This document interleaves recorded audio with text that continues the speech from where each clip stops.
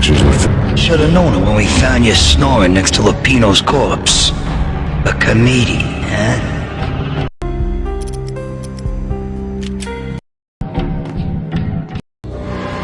Alex and I had a few moments of glory between us. Crime-fighting comrades, the best in NYPD DEA collaborative team. Good-hearted macho bullshit like that. I would have given anything to have him here as my backup.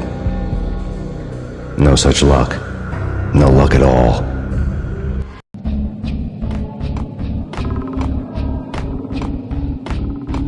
Michelle looked at me from the photo. The Payne family, happiness captured in a Polaroid moment. I had thought it would last forever, till death do us part. I didn't want to think about it. As long as I didn't, it could never happen. But I had broken my own rule. The thought had already slipped in. Fear was rusty needles poking at my brain. Cold and scaly, it slithered down my chest.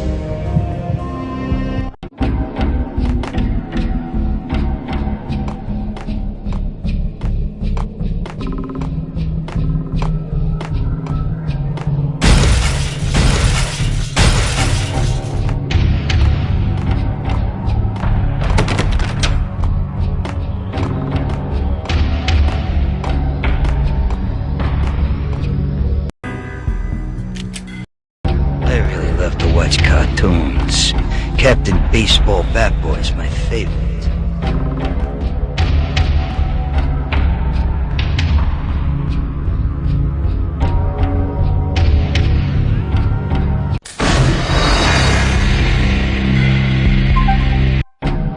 I really love to watch cartoons. Captain Baseball Bat Boy's my favorite.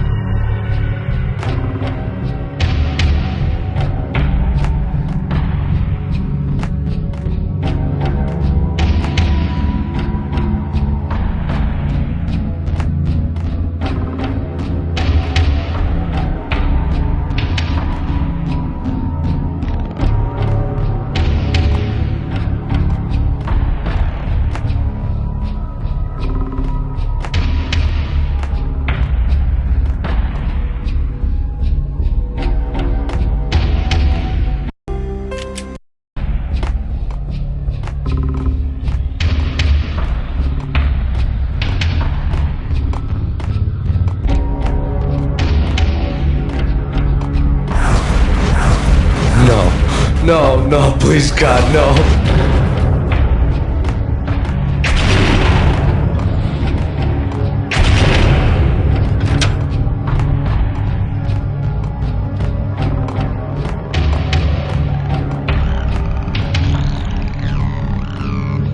Slice them, dice them, shoot them full of holes, blow them to bits, vaporize them, disintegrate them. No matter what you do, they'll still be back, good as new. Michelle's diary lay on the table. Michelle was working part-time in the district attorney's office. Her diary was open on today's entry, her handwriting all pretty curves. An army dossier found its way to my desk yesterday. Valhalla? Isn't that a Norse myth? Something about Vikings? I tried to tell Max about it, but he was busy, that cute frown on his brow. Guess it's nothing, just a mix-up at the courier service. From now on, I would always find time for her. It was a hollow promise. Too little, too late.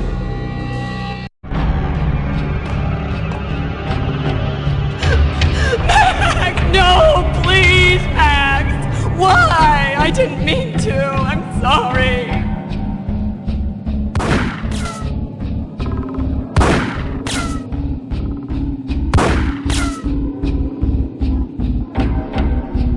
Murderer! You killed her! Nothing like that ever happens in the real world.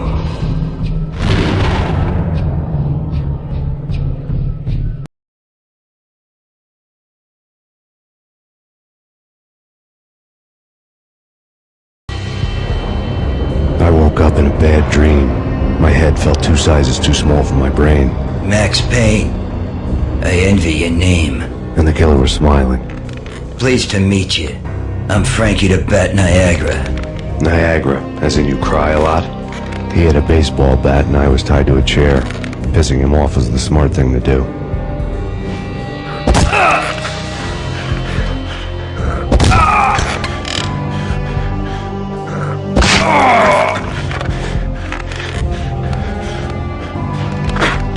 Nothing wrong with a little laugh now and then. Take me, for example.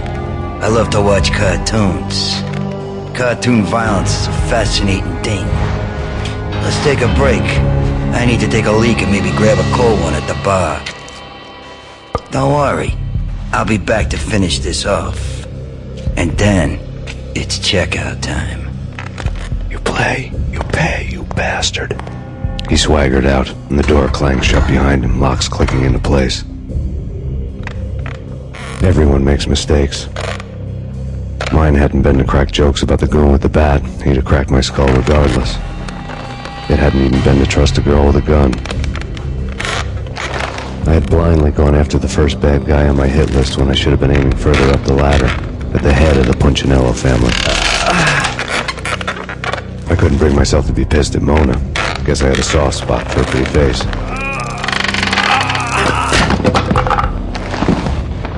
But when somebody decides to play baseball with your head, you tend to get sore. They had dragged me back to the basement of Lupino's hotel. I was beaten, bruised, and blue. I felt like the chair I had broken to get free.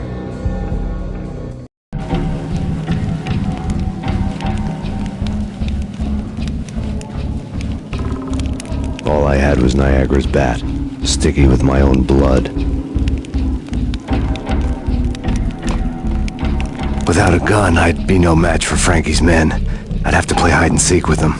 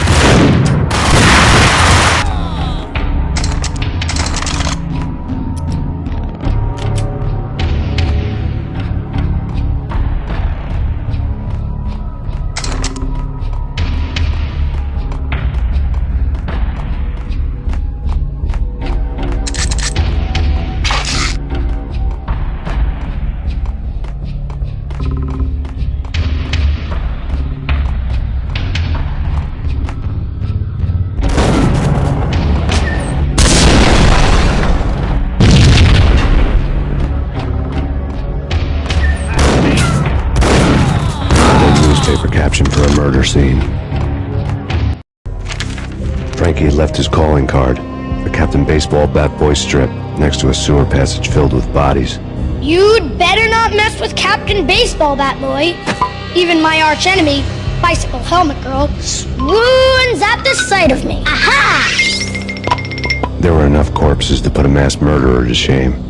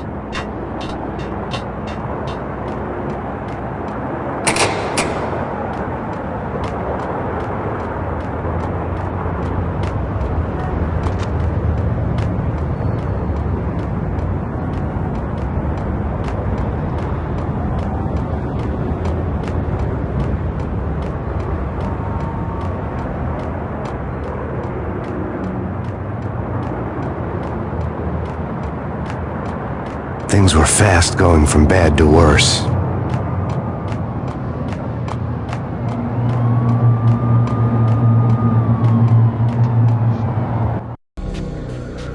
The men in blue had come and gone. They had decorated the place with chalk outlines and tied it together with yellow tape.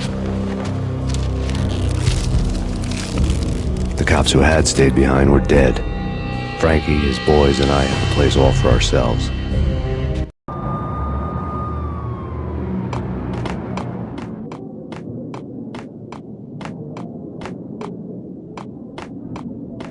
Just forget about it. Just forget about it.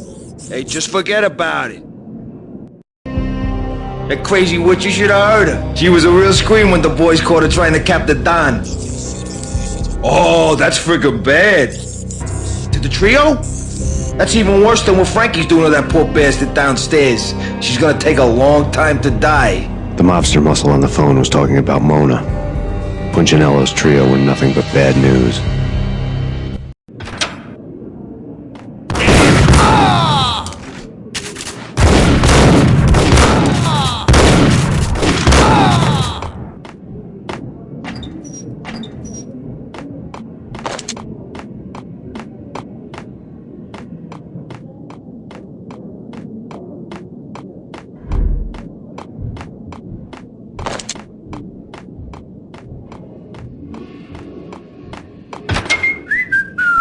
What the?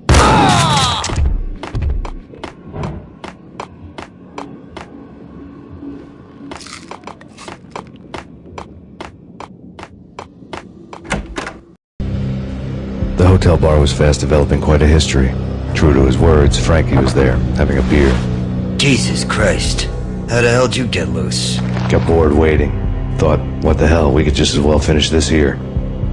Fine by me. This works out just as well.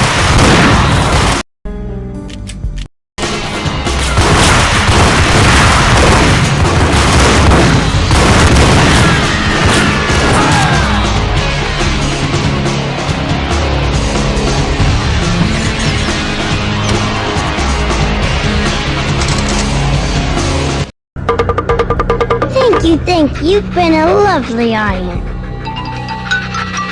Had enough? I don't play with girls anyway. Unfair! I spotted the tail as soon as I left the hotel. The a big black Mercedes. I'd seen the car before. That time it had heralded impressive explosions. Vladimir was back. Bang! You're dead, Max Payne. I might have laughed if I remembered how. What's this supposed to be? Cops and robbers? Look, you want something with me? Get in line. Peace, man. Relax. You know you are a real news item. Armed and dangerous. I am going to make you an offer you can't refuse. I've always wanted to say that. It's a bum rap. I've been framed. Well, that's a moot point. Whatever you did or did not do, I'm sure you had good reason for doing it. Want to hear me out? I'm listening.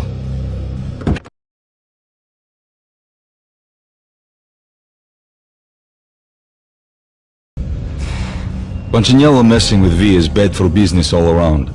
But that's not all. There is this guy, Boris Time, used to pull jobs for me. He's the captain of the cargo ship Charon. Now the bastard turncoat has gone over to the other side, Punchinello's. The ship's loaded with high-res hardware, guns, my business. If Punchinello gets hold of that cargo, he's won and I have lost. And you'll have your work cut out for you. If you want to get to Punchinello, you need heavy-duty persuaders. I am just the man to get them for you. Change the ship back under my flag, maybe pop 2 in the traitor Dime's head while you're at it. You'll get enough guns to start the apocalypse. You in or out? Let's get this show on the road. Vladimir was one of those old-time bad guys with honor and morals, which made him almost one of the good guys. None of us was a saint. The Brooklyn riverfront was a maze of rusty containers, sharp-boned cranes looming up from the snowstorm. On a night like this, you couldn't help but think of the dark army of dead men sleeping with the fishes, cement shoes in line. No Minotaur lurked in this labyrinth, but somewhere out there, on the clanking deck of his cargo freighter, the skipper of the Chiron was waiting, like the for sticks.